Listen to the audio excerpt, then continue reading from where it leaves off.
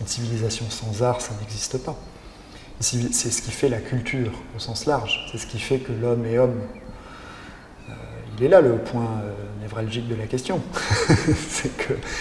c'est que sans ça, il n'y aurait rien. Il n'y aurait rien. Cette cour, ce jardin, on est dans la place de l'ancien cloître, mais qu'on ne voit plus. Ce cloître a disparu, et donc moi je me suis attaché à cet élément invisible, en tout cas absent, et je le fais réémerger d'une certaine manière.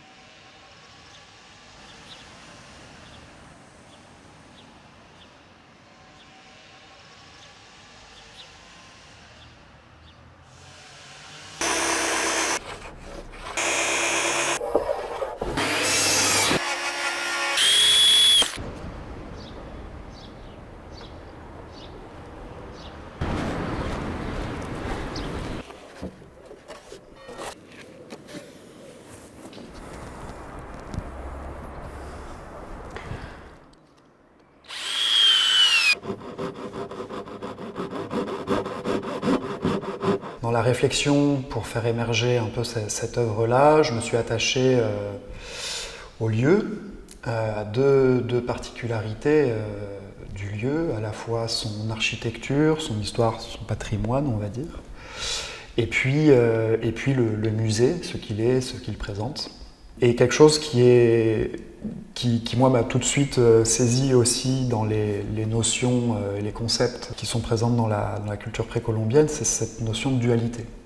Cette dualité, elle est un peu présente et symboliquement, conceptuellement, visuellement, mais aussi dans le faire, c'est-à-dire que c'est une danse et en même temps un combat, c'est à la fois très brutal, je viens percuter, perforer, pour tuiler, pour rassembler, et en même temps je caresse chaque centimètre.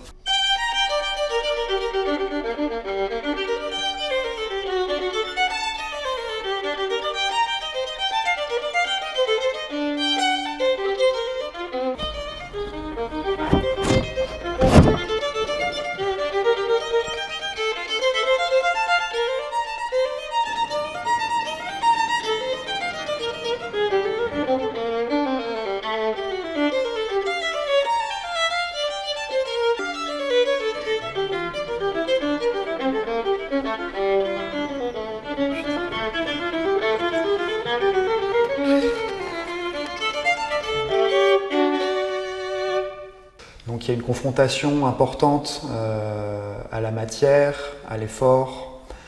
Donc c'est très physique, évidemment, mais aussi très mental. Parce que c'est un homme face à ce tas de bois. En plus de venir saisir un petit peu le spectateur où il ne peut plus faire le détour d'eux, c'est qu'il y a une lecture visuelle, intellectuelle évidemment, mais il y a une lecture physique. Et puis en fait, voilà, ces formes-là viennent aussi puiser, de par leur principe de tuilage, dans certains éléments qu'on voit aussi dans le musée. Je pense aux confections qui sont faites en plumes,